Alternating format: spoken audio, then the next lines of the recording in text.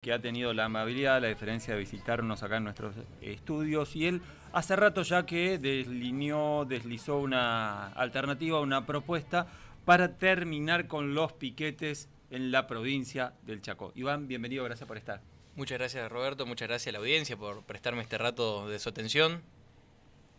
Eh, Iván, ¿cómo te presento? ¿Como referente de un sector libertario? ¿Referente de la derecha? ¿Cómo te gusta que te presenten? Bueno, mira, yo soy liberal, vengo trabajando hace años como liberal acá en Chaco. De hecho, cuando nadie se animaba a hacerse llamar liberal, yo era el que recibía las puteadas por ser liberal y por ser consistente conmigo mismo. Y nosotros ahora, en el plano nacional, estamos trabajando con Patricia Bullrich. Pudimos hacer un acuerdo donde nosotros siempre estuvo la intención y vamos a trabajar en conjunto. Por suerte tenemos a alguien con quien nosotros nos sentimos muy identificados en ese sentido y vamos a estar trabajando acá en Chaco con Patricia Bullrich, así que si te sirve como algún tipo de referenciación, vamos por ese lado. Bien, perfecto. Hay una afinidad ideológica bastante fuerte, bien marcada, entre Patricia Bullrich y Javier Milei. Javier Milei cada vez que puede la elogia a Patricia Bullrich y a su vez Patricia Bullrich cada vez que puede lo elogia a Javier Milei. ¿Vos qué pensás de la figura de Javier Milei? Mira, yo estuve, confesión a ver, en ese momento era muy público, yo estuve en la organización de los dos eventos que vino Javier Milei acá a Chaco. Yo había participado de la organización, había sido uno de los promotores de esa visita. Creo que en la política muchas veces más de solamente cuestiones ideológicas, también se definen cuestiones políticas. Y ahí es donde entran las diferenciaciones. Yo soy liberal, soy republicano, pero en mí priman los valores institucionales y los criterios institucionales y que Javier Milei no priman tanto probablemente. Entonces nosotros, para mí, la institucionalidad, el defensa de las instituciones, el republicanismo es una bandera central que probablemente él la tiene como una cuestión secundaria.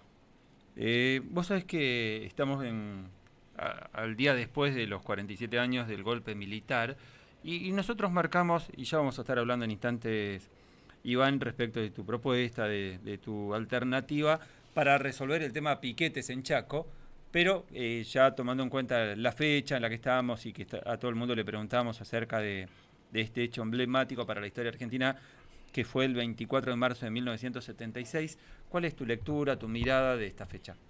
Yo soy un defensor total, como lo somos los liberales de los derechos humanos. El liberalismo sale como una defensa a los derechos humanos. Entonces, por ahí muchas veces se crean hombres de paja o algo como canasto ay, se me fue el dicho. No, claro, sí. Entonces, que sobre lo que somos los liberales, yo soy un defensor de los derechos humanos. Y sea un desaparecido, 30.000 o 8.000, nosotros vamos a estar siempre en contra de eso. Nosotros, fue el Partido Peronista el que estuvo en contra de la CONADEP en el año 83, fue el Partido Peronista donde sale la AAA, que durante el mismo gobierno de Perón ya tuvieron desapariciones. Nosotros estamos totalmente en contra de eso.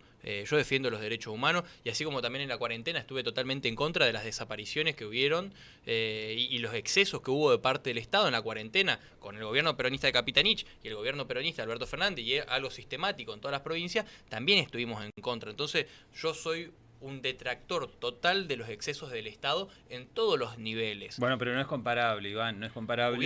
¿No hubieron desapariciones en la cuarentena? No, pero... ¿No vieron? No sí, es comparable. Pero Iván. la chica que apareció en San Luis, colgada por un cordón de la zapatilla porque la habían detenido por haber violado la cuarentena, apareció muerta, ahorcada en una comisaría, en Tucumán.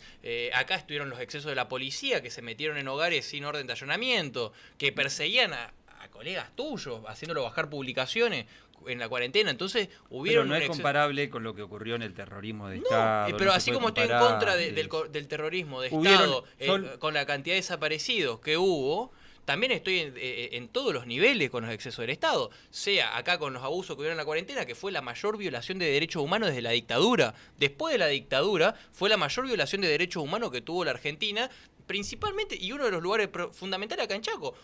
Hubieron cantidad de denuncias de colegas tuyos en la FOPEA por represión por hablar de distintos temas. Habían periodistas que denunciaban que lo hacían bajar publicaciones. Había gente que se le metieron en la casa sin orden de allanamiento.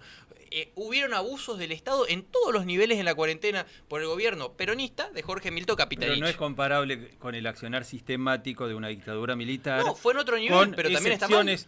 Me estás mencionando excepcionalidades seguramente de lo que habrá ocurrido. Desconozco si ocurrieron o no, pero lo que me asombra es la ligazón. ¿Cómo vas a comparar un gobierno democrático con el accionar sistemático? No, yo no te lo estoy comparando, lo que te estoy pero diciendo. Lo que estoy diciendo es como. Digo, qué raro. Como estamos en contra de esas desapariciones que hubieron en la dictadura, también lo estamos con el abuso del Estado que existe acá. ¿Vos sabés que la cuarentena fue tremendamente exitosa mientras duró? No. ¿Y sabes cuál fue el país que más implementó un régimen de cuarentena? No fue Argentina, fue Australia. ¿Y sabes cómo le fue a Australia con el tema de enfrentar al coronavirus? Excelente le fue. Bueno, pero la discusión... Excelente le fue. Yo puedo... Y las sanciones que había en Australia, me acuerdo porque tuve la posibilidad de hacer una nota con una resistenciana que vive hace como 30 años, Eddie Elbaum, que vive hace como 30 años en Melbourne, y ella contaba que las sanciones para el que violaba el régimen de cuarentena eran muy duras. Bueno, pero Robert, nosotros no somos Y Australia. nadie puede acusar a Australia de ser un régimen pero nosotros, por ejemplo, somos totalitario. el Chaco. Previo a la cuarentena estábamos con un orden de un 40% de pobreza y tenemos instituciones totalmente degradadas. Digo, allá en Australia, ¿le pedían a periodistas que bajen notas o que no hablen de distintos temas? No, las sanciones eran durísimas. Pero sanciones pecuniarias, pero por violar la cuarentena. Yo lo que te estoy preguntando es otra cosa. Yo te estoy preguntando a periodistas o gente que publicaban cosas en radio o en redes, ¿los perseguían? Yo te comenté la otra vez que estuve acá. Te soy sincero que desconozco que eso haya pasado acá. Nosotros somos una provincia con un nivel de pobreza que la gente no tenía para comer, no lo dejaban salir a la casa. Me parecía bastante infantil creer que alguien que no tiene para comer en su casa, para sustentar a su familia, le va a parecer una idea espectacular no poder trabajar. Y por el otro lado, nosotros también, además de una situación de pobreza extrema como tenemos hoy en la Argentina, tenemos instituciones totalmente erosionadas. Entonces, allá no pasaba eso, no pasaba que un cana se metía en la casa de alguien sin orden de restricción. Judicial para poder entrar a la casa. No pasaba que apretaban a periodistas o gente que publicaba cosas en medio. Entonces, bueno, me parece que la comparación con Australia es injusta. Bueno, pero es injusto también compararlo. Porque tenía gente que estaba ganando en dólares, $150 en el mejor de los casos. Ahora salió el informe de los microdatos de la encuesta permanente de hogares del INDEC, el ingreso medio en Chaco de los que reciben ingresos de 30.000 pesos. Hoy.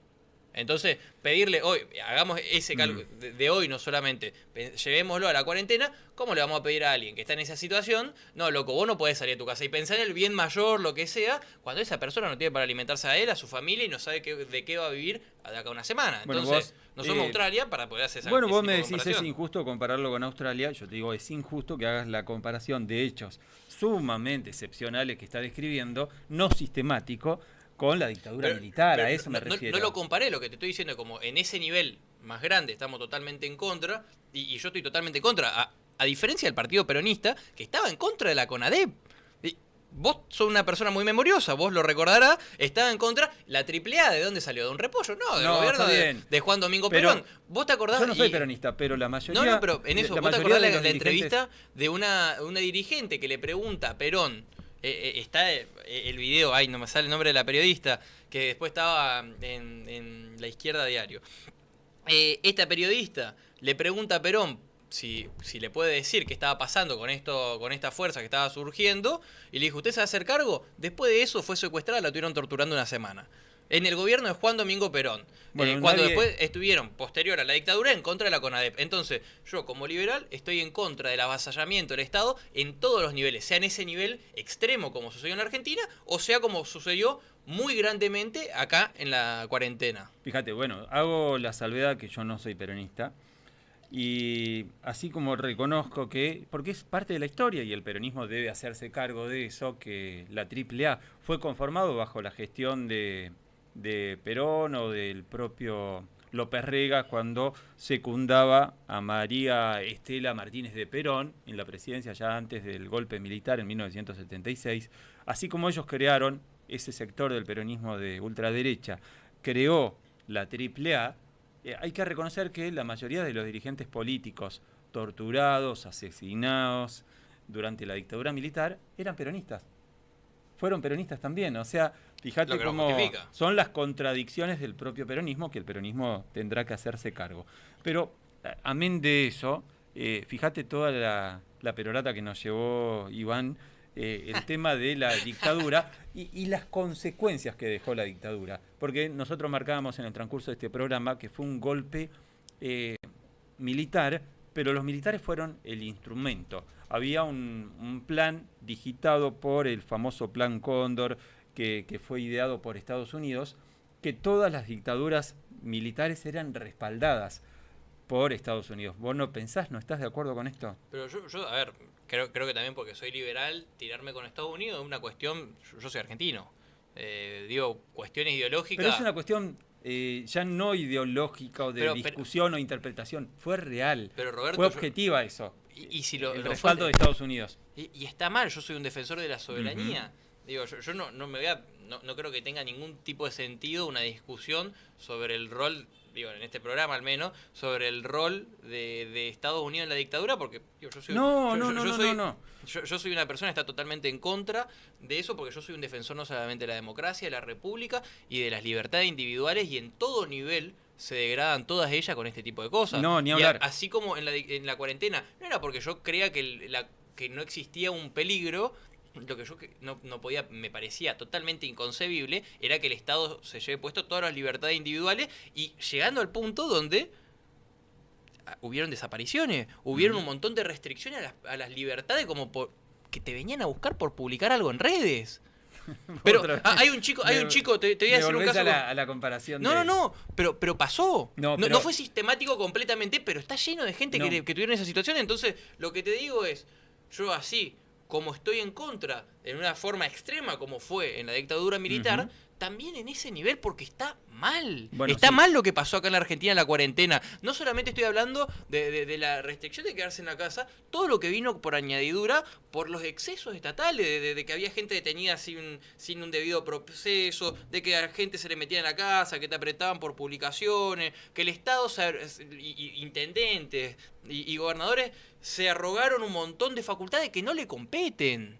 Entonces, está mal. Entonces, yo en todos esos niveles, para que dejar claro el umbral, desde la cuestión sistemática de la dictadura militar hasta lo que nosotros vivimos en la cuarentena, voy a estar 100% en contra, porque siempre voy a estar defendiendo la división de poder, el republicanismo, la democracia y las libertades individuales. Para mí no hay ningún tipo de discusión sobre que estuvo mal lo que pasó en la cuarentena en Argentina. Más allá de la cuestión de pobreza, a uno le puede gustar que se haya extendido más, menos, todo lo que pasó alrededor y todos los abusos que hubo del Estado, que acá se le metieron en la casa a gente sin orden de allanamiento, estuvo mal. Y así todo lo que fue pasando acá. Insisto, Iván, con marcar que si existieron fueron casos excepcionales, no sistemáticos, y en Pero un pasaron marco en todo el país, Roberto. Y en un marco de extrema urgencia y necesidad, como fue la pandemia, en donde hubo mucho desconocimiento. Bueno, pero ese mismo argumento lo usó la dictadura en su momento, que era la insurgencia, era extrema necesidad. No, pero ahí fue un invento. Estuvo mal. No. Acá fue palpable lo de... Bueno, pero por eso si vos ibas caminando, cuando lo del COVID-19, si vos ibas caminando, en vez de a las 8, en vez de a las 20 horas, a las 20:05, estaba bien que te lleven sin un debido proceso. Estaba mal también, porque más allá de la cuestión jurídica y de que un decreto diga vos podés circular hasta las 20, si vos estabas a 20:30 y te llevaba la policía por eso, está mal. Y está mal que vos no puedas circular porque tampoco hubo criterios de razonabilidad en eso. Estuvo mal, para mí indiscutible lo que pasó. Fue una medida de urgencia ante un hecho extraordinario, y sumamente en todo el país extraordinario. Y se repitieron en la provincia de Buenos Aires, en Tucumán, en San Luis, desapariciones, pasaron que hubieron denuncias de excesos totales acá. Entonces, fue algo que pasó en todo el país. Pero compará, Iván, si vos compararas, si te tomaras el trabajo de comparar los casos de COVID-19 que se daban en ese entonces, cuando no existía todavía la vacuna, cuando había demasiado temor respecto de lo que podía causar el COVID-19, que causó innumerables, más de 100.000 muertes en nuestro país, insisto, no había una vacuna. En ese entonces, si vos comparás los casos diarios que había de contagios de COVID-19 durante el ejercicio efectivo de la cuarentena fue exitosa. Sí, después... pero ¿a qué costo? Roberto, ¿a qué costo? Porque en todo, cuando vos hablas de, sí, bueno, a mí me parece tal está el jean, me parece que es lindo. Vos también comparás el precio. No, ¿A qué precio? Estaba... Si a vos lo que te llevó a una situación de 50% de pobreza, gente desocupada a lo pavote, que de excesos estatales en todos los niveles, bueno, capaz el precio fue bastante alto. Porque yo estoy de acuerdo que había que tomar medidas. El 50% de pobreza para mí no es producto de la cuarentena. Yo estoy totalmente de acuerdo, sino del Roberto. modelo económico. Yo estoy totalmente de acuerdo que había que hacer algo, pero vos, por una gripe no va a matar al paciente. Entonces, pero no era una gripe. Acá no era una gripe. Lo que estoy diciendo, Iván, como un ejemplo. Era el COVID-19, que no se sabía, era al principio tenía una alta tasa de mortalidad, mucho más lo que que estoy la diciendo, que me parece que hubo una sobrerespuesta en todos los niveles, lo que terminó llevando un montón de abusos estatales. Independientemente que yo creo que había que tomar medidas para poder preservar la salud, creo que es como que venga un paciente con fiebre o le pegue un tiro para sanar, para evitar la fiebre. Una locura.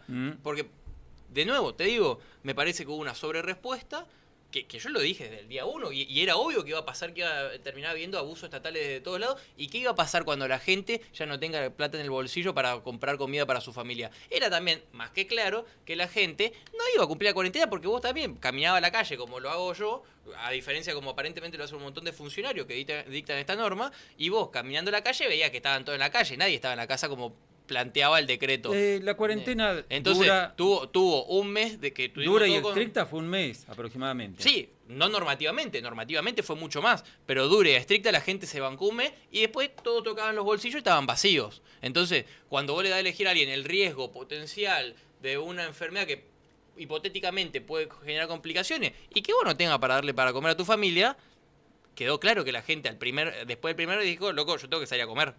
Iván, muy interesante lo que estamos charlando con Iván Giocker, se presenta como liberal y en relación a esto, Iván, la convocatoria tuya tenía que ver con una propuesta que viene a analizar la problemática de los piquetes recurrentes en la provincia de Chaco. Nosotros somos muy cuestionadores de aquellos sectores que solamente se enfocan en la problemática del piquete, como si fuese el piquete un producto azaroso, y que no observan la situación social. Vos acabas de marcar que tenemos 50% de porcentaje de pobreza, según los datos del INDEC, en el Gran Resistencia.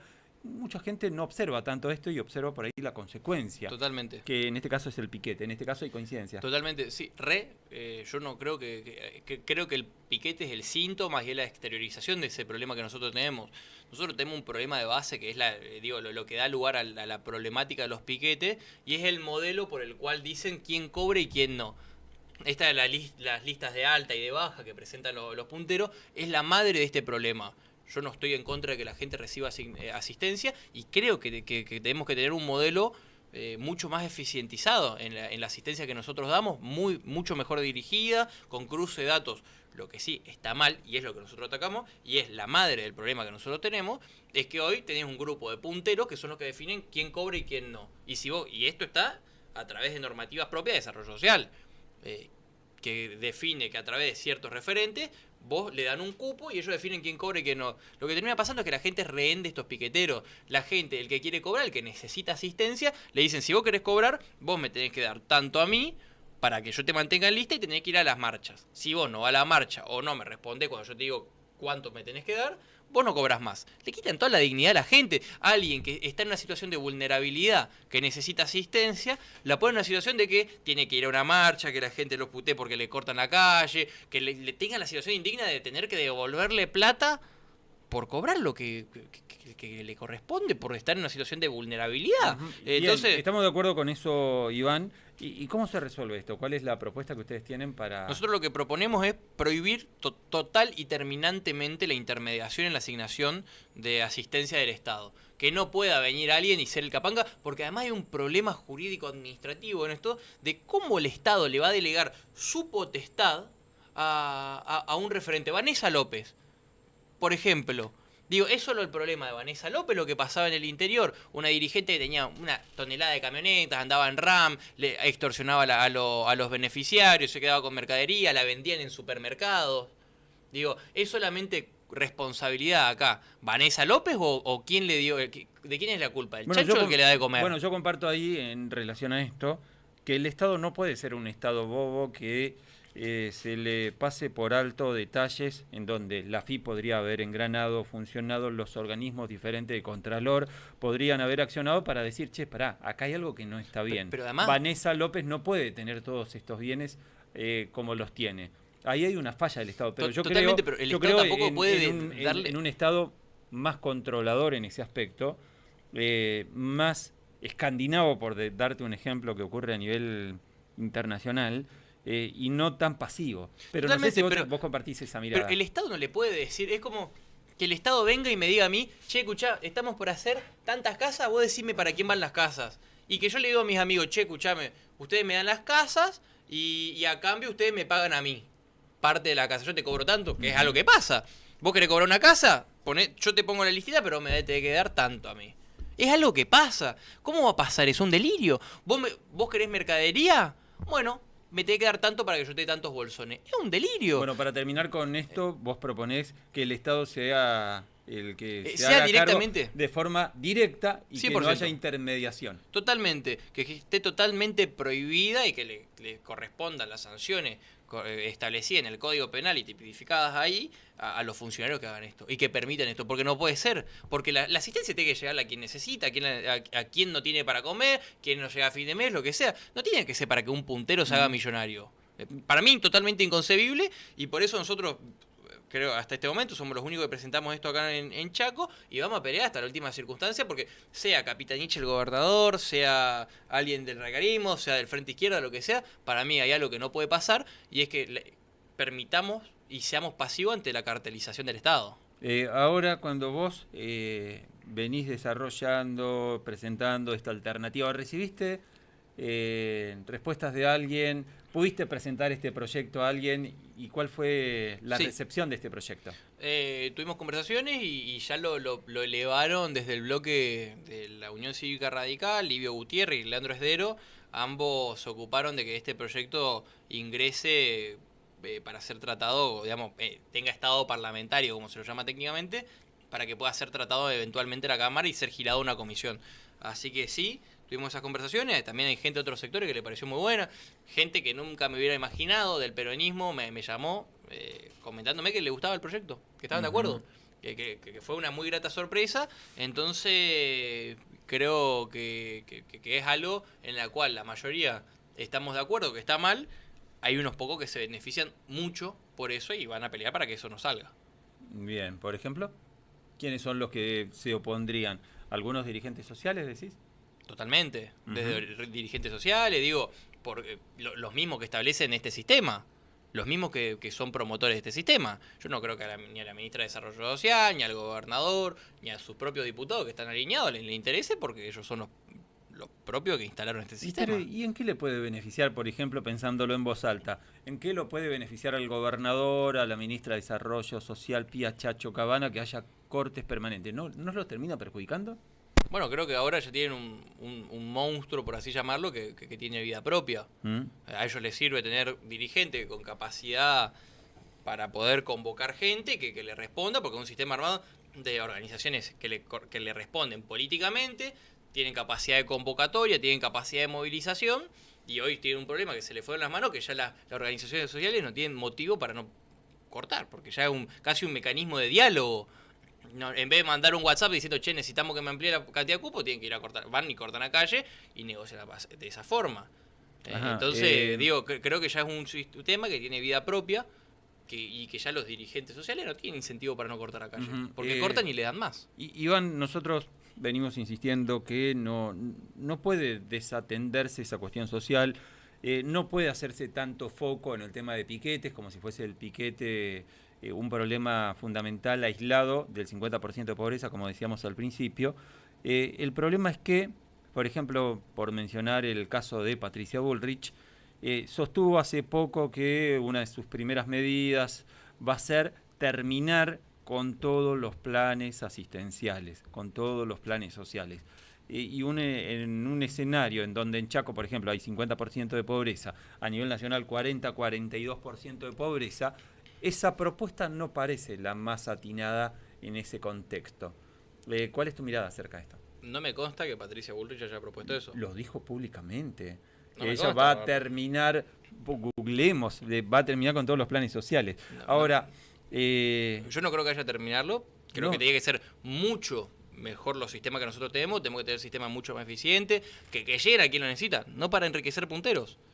No podemos seguir teniendo un sistema que se dedique exclusivamente a enriquecer punteros. Somos la provincia, hace 15, casi 16 años gobierna, estamos bajo el régimen de Jorge Milton Capitanich, salvando los 4 años de Pepo, que lo puso él mismo, y somos la provincia más pobre del país, Roberto. O sea, creo que nosotros, hay gente acá que tiene que hacer un mea culpa.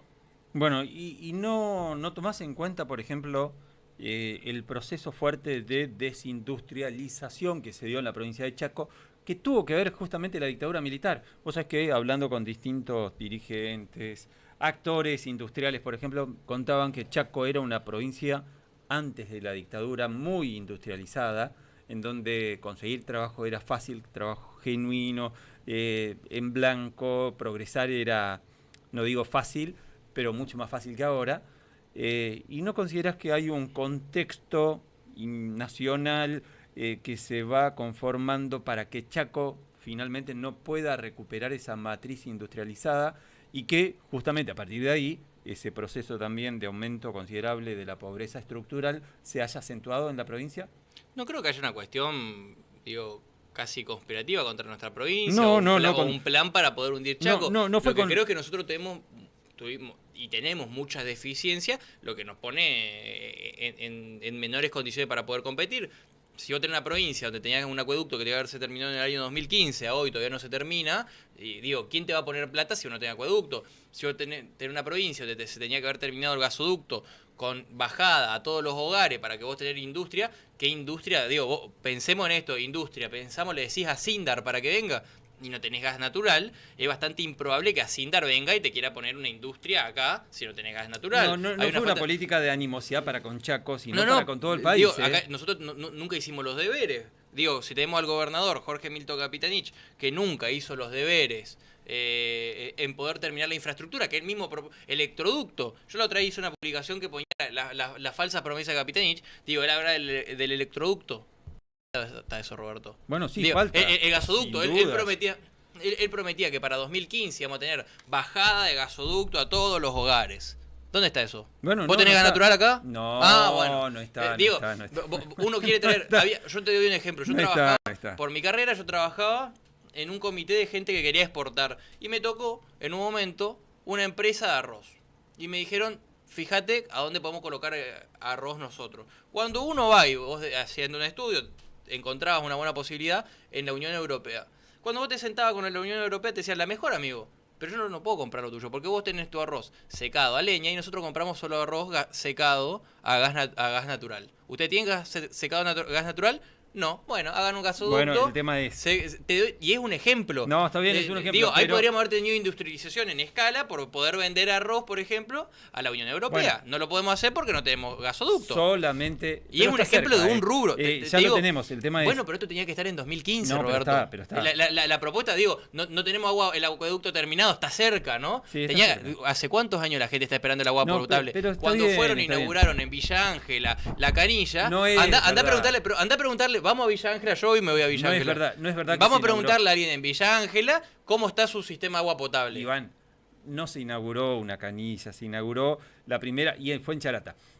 Fue la primera posibilidad de que llegue agua de red a través de una canilla en Charata después de 100 años de lucha. Bueno, ¿cómo está se inauguró una canilla. ¿Cómo está el agua potable que tenía que haberse terminado en 2015? Entonces, sí, no, bueno, ya va a llegar. Lo que estamos perdiendo es calidad de vida para la gente en todo este tiempo y oportunidades comerciales, porque Capitanich habla de industrializar la provincia. El gasoducto se te había terminado, perdió un montón de oportunidades. El acueducto, ¿quién va a poner un mango en un lugar donde tenés agua potable? Hoy Chaco... Hay sectores que ya tienen la posibilidad de contar con el servicio de ese gasoducto. Hay localidades que tienen, no todas, pero ya lo van teniendo. Incluso acá, en Resistencia, hay sectores que ya tienen servicio de gas natural. ¿Está bien esto? Es decir, lo ideal todavía no.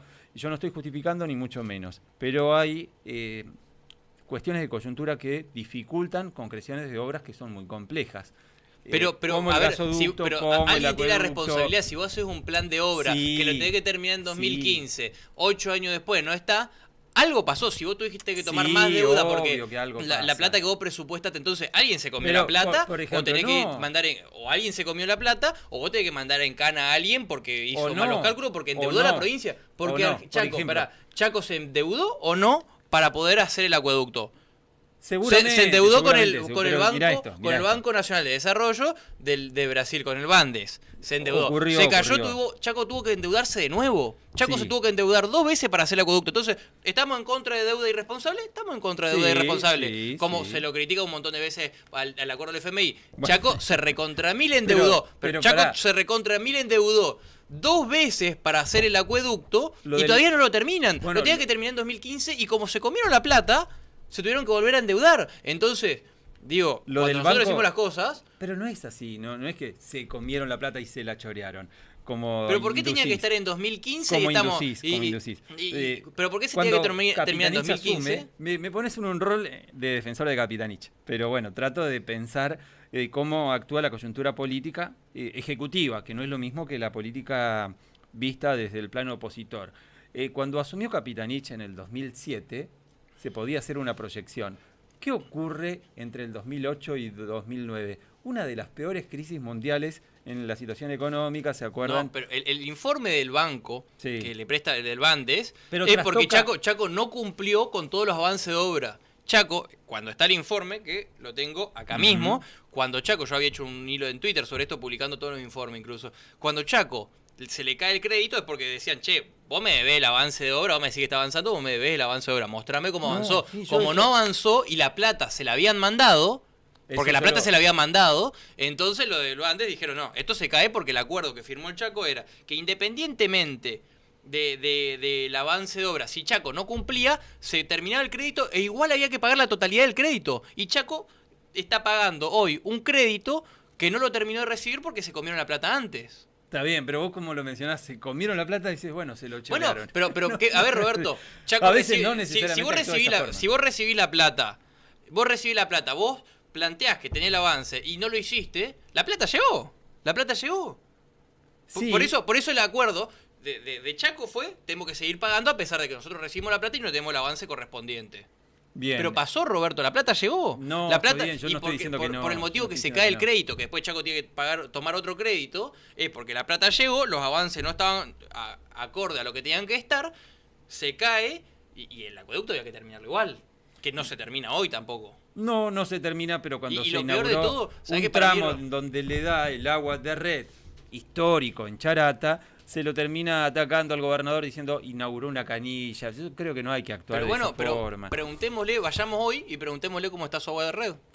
Hay agua en Charata. No era en Villa Ángela. Para mí era en Charata, lo de la canilla era en Charata. Yo hoy voy a Villa Ángela. Vamos a preguntarle, yo voy a grabar un video y te lo voy a mandar. Espero que lo publique acá. Vamos a preguntarle a los Villa Ángela. Puede ser tendencioso eso, porque desconozco cómo es Villa Ángela, no conozco la ciudad en su plano general, pero tal vez haya en un sector de una barriada de Villa Ángela que el servicio de agua potable no sea óptimo, que puede pasar. Vas a ese sector y puede ser que no. Pero hoy no me tomo el trabajo en 5 barrios distintos que estén ubicados en 5 lugares distintos. Dale, yo no conozco Villa Ángela, claro, como para tratar me tomo ese trabajo. Pero me imagino que debe actuar de esa forma. Pero yo estoy trabajando con la gente en Villa Ángela. Pero está bien, Hubo una manifestación en estos días por la falta de agua potable.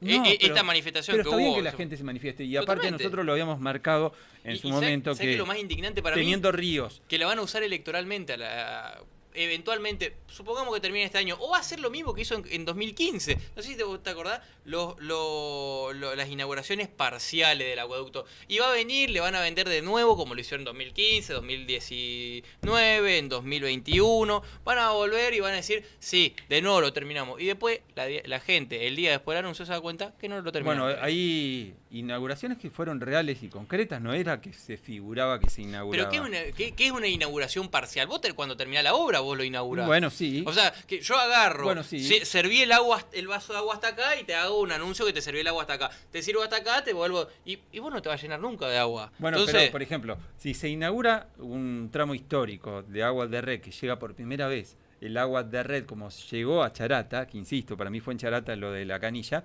como ocurrió, y después se lo termina atacando, vilipendiando ridiculizando porque inauguró una canilla cuando no era así. Pero Roberto, no podés usar, encima era en campaña electoral, no es indigno usar electoralmente y políticamente llevarle agua potable a la gente cuando vos lo tenías que haber terminado 5 años antes. No, 5 años antes lo tenías que haber terminado. Ahora, te veo... Pero 5 años antes, a mí lo que me indigna es que te veo muy indignado. Pero totalmente. Te veo muy indignado porque por hay esto. gente, el otro día me hablaba una persona de Las Breñas, me comentaba, esta persona de Las Breñas tiene que comprar bidones de agua, un tanque de agua para tener el inodoro, otro tanque de agua para el tema de ropas y demás. ¿Sabe cuánto esta persona me decía que gasta en agua potable? Y vos no sé si tenés registro de cuánto está gastando de agua. Esta persona de Las Breñas, ¿cuánto gasta en agua potable para tener el mismo servicio que tenemos nosotros hoy acá teniendo agua de red? 17.000 pesos. 17.000 pesos, sí, claro, es un gasto Entonces, importante. ¿cómo no vas a querer estar recontracaliente cuando tenés gente que sí. tuvo la mala suerte de que en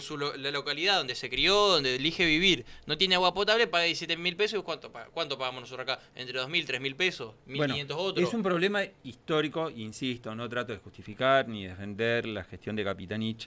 Es un problema histórico de la provincia de Chaco, en donde, fíjate vos qué paradoja, el gobierno de Capitanich está cerca de resolver ese problema histórico. Pero lo tenía que haber terminado hace 7 años. No a mí lo que me vuelve loco... sí, lo tenía que haber terminado. Pero está cerca de terminarlo. Y se endeudaron 2 veces para hacerlo. ¿A qué precio? Entonces, yo lo que te digo todo, para mí la discusión de todo es ¿a qué precio? El precio fue reendeudarse, que esta gente que tenía que haber tenido agua potable ya en 2015, pasaron todos estos años gastando esta plata todos los meses para poder tener un servicio como el que tendría si viviera en Resistencia, en Saspeña. Entonces eso es lo que para mí es imperdonable.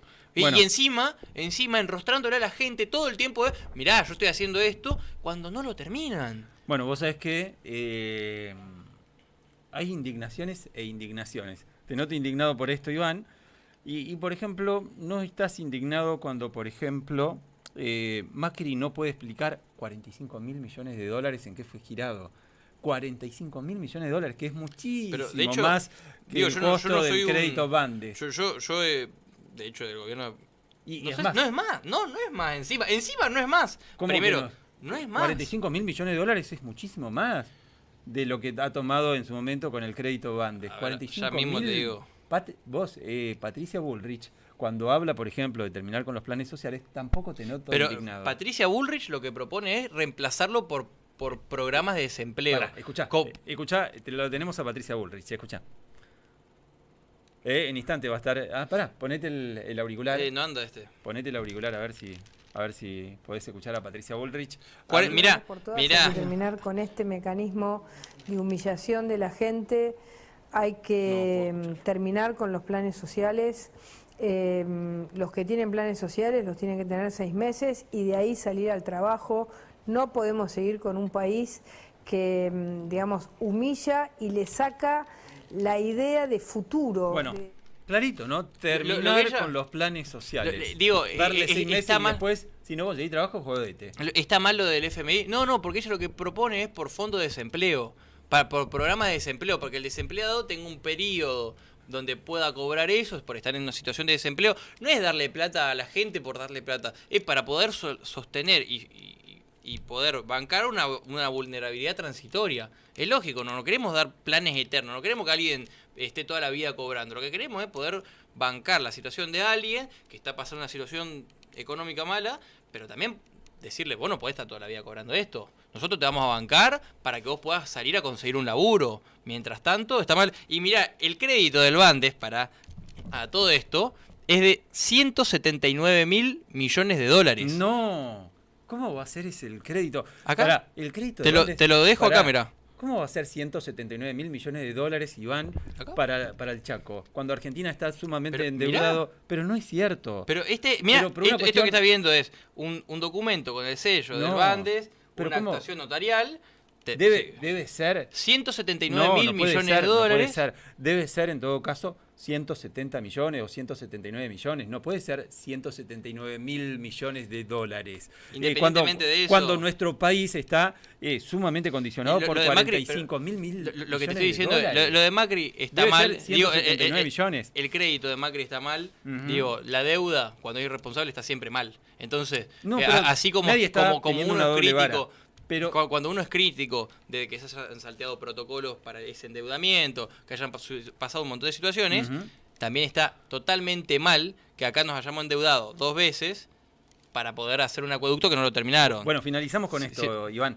Escuchá lo que decía Hugo Varela, que estuvo durante la gestión de Domingo Pepo, fue el administrador provincial de Vialidad, y Hugo Varela también fue es el administrador de Vialidad provincial actualmente. Y escuchá lo que nos contaba, Hugo Varela en relación al tema de por qué la autovía de la Ruta 11, en su momento, no se pudo concretar durante la gestión de Mauricio Macri.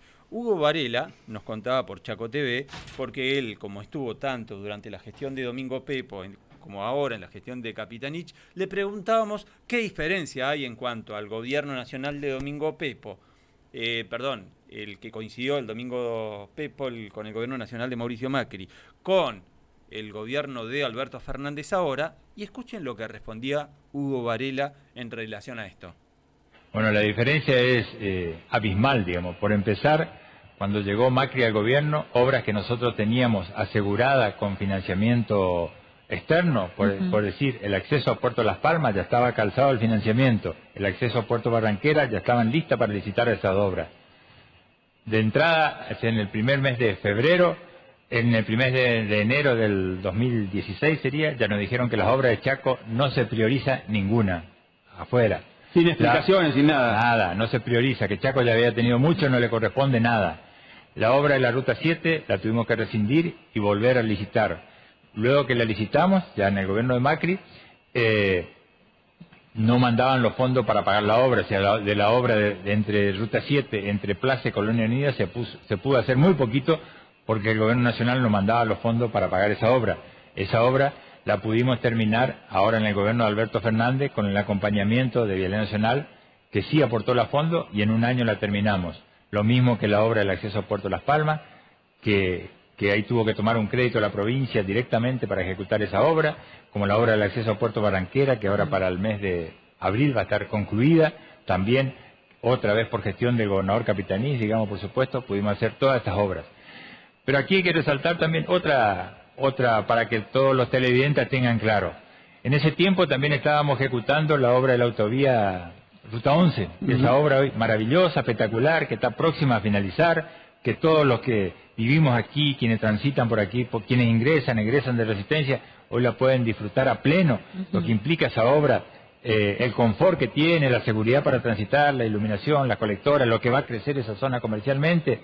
Bueno, a esa obra que estaba contratada, la gente del gobierno de Macri y los personeros locales que estaban hicieron lo imposible para limitarla, para mancillarla, para que no se ejecute la obra. La querían limitar solo de la ruta 16, de la rotonda de ruta 16 hasta la avenida Soberanía Nacional. No nos enviaban los fondos para hacer la obra. Hicieron lo imposible para que eso quede solo ruinas. El que era jefe de distrito acá de Vialidad Nacional, la que era diputada nacional en ese tiempo, de Ayala, muchos que estaban en el plan Belgrano, hicieron lo imposible para que esa obra quede ruinas nomás. Bueno, esto es lo que decía hace poco Hugo Varela, justamente en el marco de la semana en donde se inauguró también la autovía de la Ruta 11. Parcial. Porque para mí deberíamos acá modificar la ley de la ética pública hasta que una obra no tiene el 100% de avance, no se puede inaugurar. Por el otro lado, ¿sabes para cuándo se tenía que terminar? Esa obra tenía un plazo de ejecución de 56 meses. Tenía que haberse terminado para marzo de 2018. Año pasado. Pero ¿escuchaste lo que dijo Hugo Varela? Pero escuchá, pará. ¿Escuchaste lo que dijo para Hugo Varela? El año pasado. Pero se tenía que terminar. No le mandaban los fondos. Esta obra. Personeros mencionó. Pero déjame. Pero déjame terminar. Dale. Esta obra la sacan en el año 2013, tenía plazo de obra hasta 2018. Año pasado. Supongamos que el gobierno de Macri no le mandaban los fondos. Bueno, pero supongamos que es así. Para año pasado, según el propio sistema de gestión de obras del gobierno, estaba al 21% de avance. Año pasado. Entonces, independientemente de que ellos haya sido así, ya previamente a eso no lo cumplieron. Previamente eso no lo cumplieron, porque para que al año pasado haya estado al 21% de ejecución, en un plazo de casi la mitad del plazo en la que debería haberse ejecutado, directamente no lo cumplieron tampoco en el gobierno de Jorge Milton Capitanich, alineado con Cristina Kirchner. Bueno, pero pará. Entonces, te estás olvidando de pequeñito detalle. No, pero eso, a ver, es una cuestión que él lo dice, Por ejemplo, el 2020, ¿qué pasó? Pasó una pandemia que ocasionó una caída del 10% en la actividad económica. Bueno, pero esto se tiene que haber terminado en 2018, según ellos. Pará, y si no lo mandaron la mitad, pero la mitad, 2013, 2014, 2015, con gobierno a favor. Pero digo, independientemente que eso sea así... Se frenaron todas las obras 2013, 2014, 2015, con todo, la maquinaria estatal, toda la plata del gobierno... No llegaron al 20%. Apenitas llegaron al 20%. ¿Y ahora? Entonces, ¿Y ahora? Sí, con anuncios parciales. No, me acuerdo, parciales. ¿te acordás de la campaña en 2021? Algo que me indignó extremadamente mucho, en plena campaña, porque siempre pasa en campaña. ¿Por qué no lo inauguraron en 2022? De nuevo, vamos a inaugurarlo en campaña. El anuncio, la inauguración parcial hasta la avenida Alvear. Además que es un desastre, todos los días tenés accidentes en la avenida Alvear y Ruta 11 porque está mal diseñado, porque además alguien se va a tener que ser responsable porque además está mal diseñado. Bueno, fíjate que hiciste reparos en eso, Iván, y no hiciste reparo en que había, por ejemplo, Víctor Zimmerman era el coordinador del Plan Belgrano de la región. No hiciste reparo en Zimmerman. Menciona a Ida Ayala, que en ese entonces era diputada nacional, y además tuvo un cargo de Secretaría de Municipios a nivel nacional durante la gestión de Macri. Y no hiciste reparo que Oscar Bonfanti era el director regional de Vialidad. Los tres, según Hugo Varela, según la versión de Hugo Varela, le decían, no les vamos a dar a ustedes, ya les dio demasiado el gobierno. Bueno, pero estamos hablando de la misma persona que también no avanzó previamente la obra, como Varela, y que hoy... tenemos quilombo en todas las inauguraciones porque están todas las obras corriendo desde atrás. Entonces, vamos, me parece también...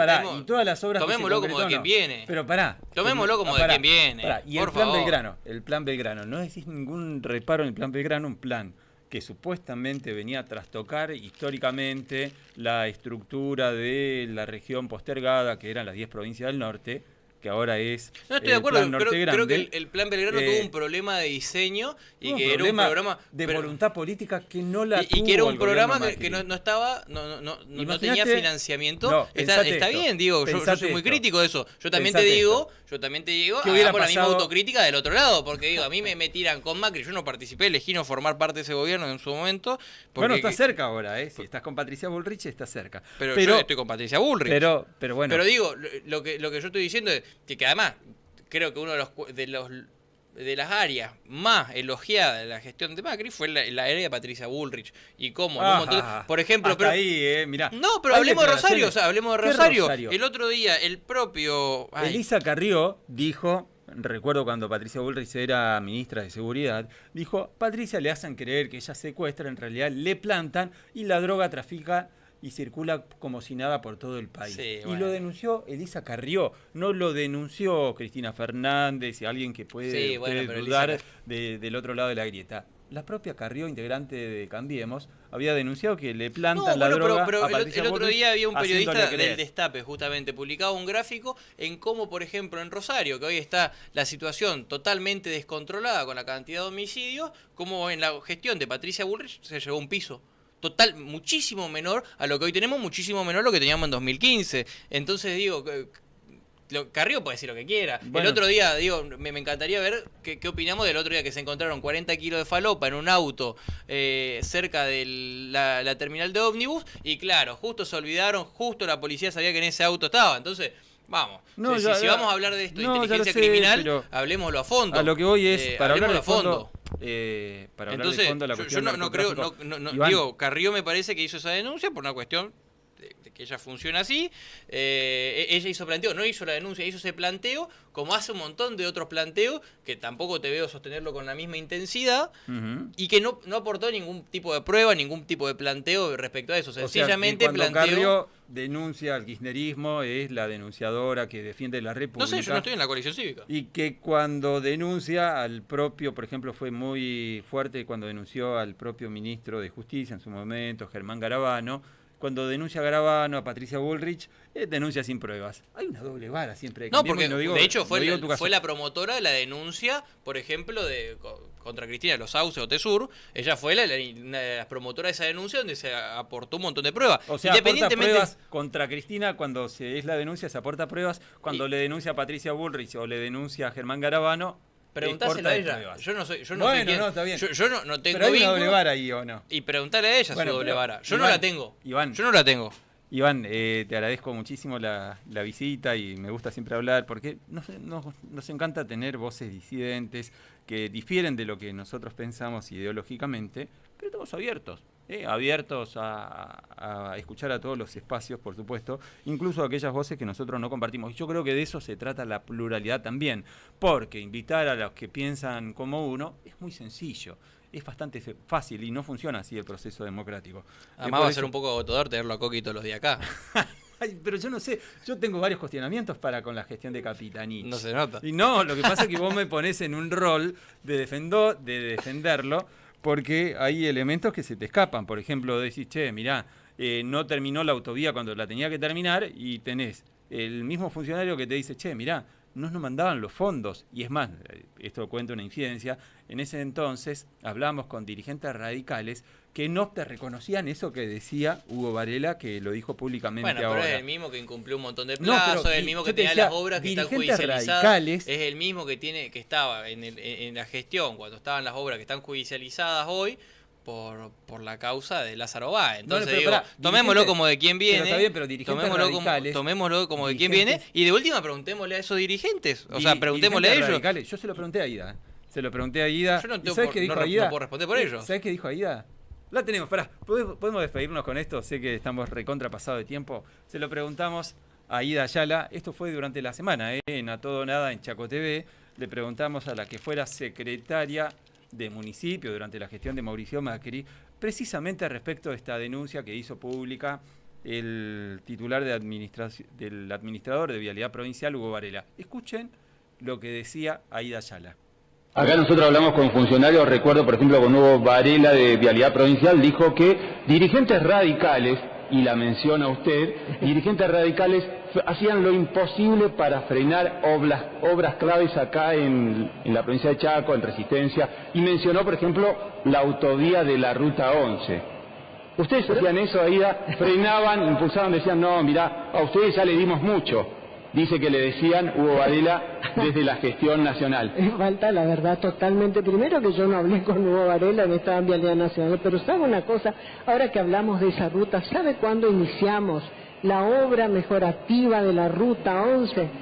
En el kirchnerismo, cuando estaba Uberti, que después no sé qué pasó con él, no sé dónde está, desapareció, estaba a cargo justamente de una de las áreas de Vialidad Nacional y empezamos con ese proyecto. Y hoy es una realidad. Y la verdad que nosotros estábamos, y a ver, Rogelio Frigerio, ministro del Interior, vivía en el Chaco prácticamente, y Domingo Pepo también iba a Buenos Aires, éramos todos re amigos. Ustedes se acordarán, y habrá registros de eso. O sea, el Chaco, de hecho, hoy mismo... Todos re amigos, pero obras a Chaco, nada, ¿eh? El gasoducto, el acueducto, todas las obras que estaban en marcha. A ver, es la provincia número 4 en coparticipación. Claro, eso por ley. Sí, por la ley, claro, de coparticipación. Bueno, clarito para mi gusto lo que dijo Aida Ayala. Se inició esa obra de la autovía de la Ruta 11 durante el kirchnerismo, gobierno nacional de Cristina Fernández. Que no se avanzó proporcionalmente tampoco como se avanzó después. Como pasó con todas las obras del kirchnerismo. Con todas las obras del kirchnerismo pasa lo mismo. Pero ¿no te asombra que se inició con todas las obras del kirchnerismo? Bueno, pero a ver, hablemos del gasoducto que se tenía que haber terminado en 2015, no se terminó en 2015. El acueducto se tenía que haber terminado en 2015, no se terminó en 2015. Entonces, yo creo a esta altura que nos están tomando boludo. La cantidad de viviendas. Había algo que yo había hecho una movida que fue bastante lúdica, que hacíamos el exorcismo de obras fantasmas. Cuando el gobierno de Jorge Milton Capitanich anuncia más de 70 y pico de inicios de obra en su campaña en 2015, nosotros nos tomamos el año pasado, el 2021, el trabajo de ver en qué quedaron. Había una en Fontana que era un programa de vivienda que en el sistema parecía que estaba a un 7% de avance y no fuimos a ver qué pasó con eso que tenía un plazo de obra de 10, 11 meses. inicial, ahora en 2015. Había un galpón, nunca lo demolieron al galpón, a una cuadra de la municipalidad de Fontana. Y eso estaba georreferenciado ahí, por el sistema de gestión de obra del gobierno. Entonces, si hay algo que a nosotros nos queda claro, es que el kirchnerismo anuncia obra, lanza obra, y no las terminan nunca, y si las terminan, salen 1000 veces más caro de lo que lo anunciaron. ¿Escuchaste lo que dijo Aida sobre el final? Dijo, hoy es una realidad. O sea, se terminó durante un gobierno acá y empezó durante un gobierno acá. ¿Cuándo va a ser?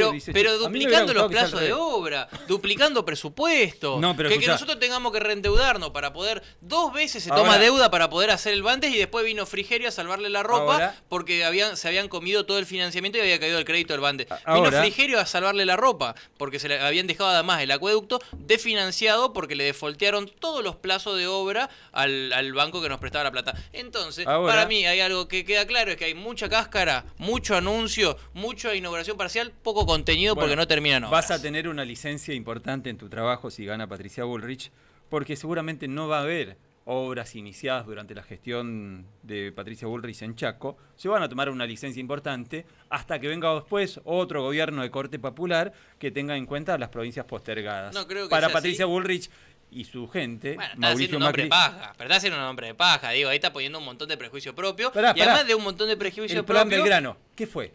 Un fiasco. Un fiasco. ¿Querés que te cuente cuánto tenía de presupuesto? 0 tenía de presupuesto. Eso era el hombre de paja. No, hombre de paja es decir, yo creo que tal va a venir y no va a hacer obra, tal va a venir, nos va a matar a todos, porque es un genocida. Ocurrió. Yo no digo eso. Genocidio no. No, bueno, pero está haciendo un hombre de paja totalmente injusto. Sí digo, analizo lo que ocurrió. Durante la gestión de Mauricio Macri se dijo... creemos que tenemos un problema muy fuerte de federalismo, tenemos un problema muy fuerte de desarrollo de infraestructura, que el gobernador Jorge Milton Capitanich se cansó de anunciar de plan de infraestructura. Y nosotros hoy, a 16 años de su asunción y hegemonía total en esta provincia, seguimos siendo la provincia más pobre del país, seguimos sin terminar el acueducto, seguimos sin el gasoducto que él prometió bajada a todos los hogares para el año 2015, bueno...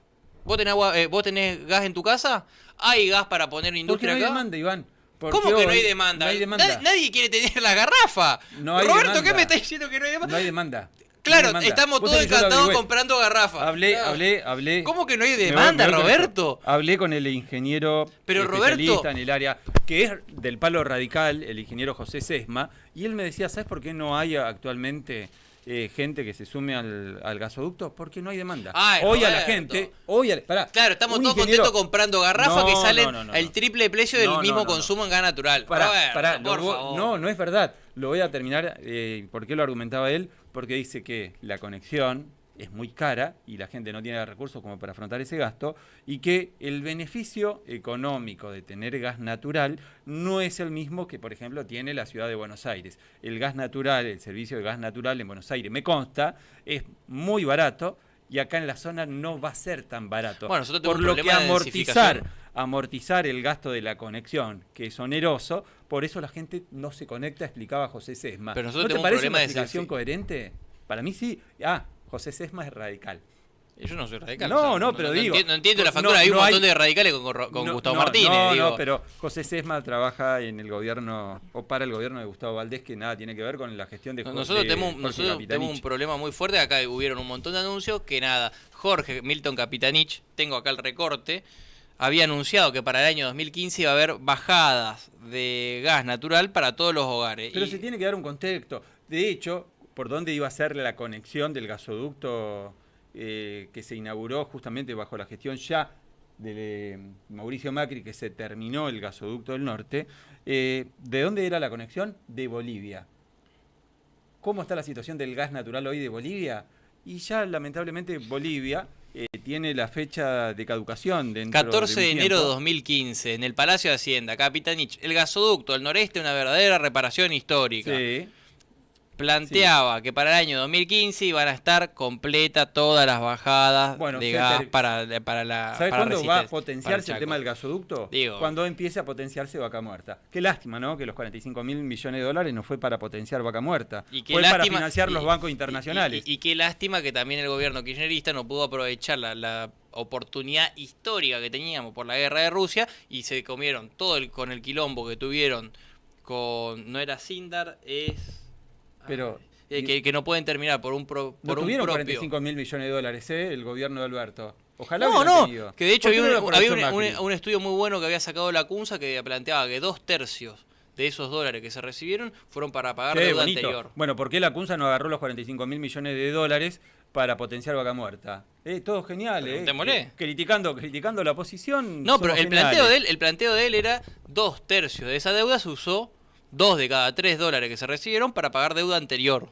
Pero es un verso, es un chamullo. Bueno, entonces vos me decís, vos me ponés a Varela, funcionario de Coqui, Capitanich, pero vos me lo ponés a él como una palabra autorizada y listo, yo tengo que tomar como una verdad absoluta lo que dice. Yo te planteo lo que decía el anterior ministro de Economía sobre la utilización de la deuda y vos me decís, eso es chamullo. Listo, ya está, no hay nada que hablar porque yo tengo que tomar a gente que está vinculada con causa de Lázaro Báez, tengo que tomarlo como una palabra santa y vos a alguien que fue el ministro de Economía de la Argentina, que yo te lo doy como referencia de lo que él plantea que se utilizó sobre la deuda, eso es chamullo. Listo, Roberto, ya está. No hay nada que hablar. No tenemos nada que discutir. ¿Por qué se es chamullo? ¿Sabes qué? Vamos a creerle a Varela y vamos a preguntarle a Varela qué pasó con la deuda del FMI. No, ¿sabes por qué chamullo?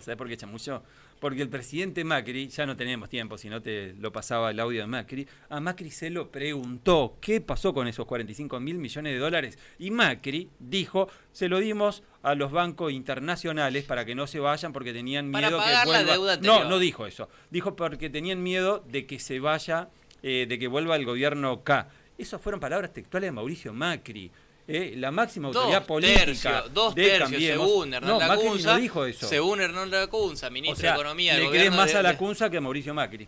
Y pasa muchas veces que los dirigentes no están en la fina de muchas cuestiones administrativas. Tiró cualquier verdura. 2/3 según Hernán Lacunza. Macri dijo, de esa deuda fue utilizada para deuda. ¿Sabe qué? Vamos a creerle a Varela, vamos a preguntar a Varela qué pasó con la plata. Yo le creo a Mauricio Macri. Macri dijo, se lo dimos a la banca internacional para que no se vaya del país. Un muy buen informe que Hernán Lacunza, que era el ministro de Economía de Argentina en ese momento, pero presentó un muy buen informe mostrando que 2/3 de esa deuda fue utilizada para pagar deuda anterior. Así como nosotros nos va a pasar acá con el trágico gobierno de Capitanich y el doble endeudamiento para terminar el acueducto. Bueno, nos vamos. Iván, gracias por venir. Muchas gracias, Roberto. No, por favor. Gracias por la visita y nos gusta disentir. Nos vamos. 12:47, wow, nos pasamos un montonazo, por la charla, por la discusión, por el debate, por lo que fuera, nos recontrapasamos.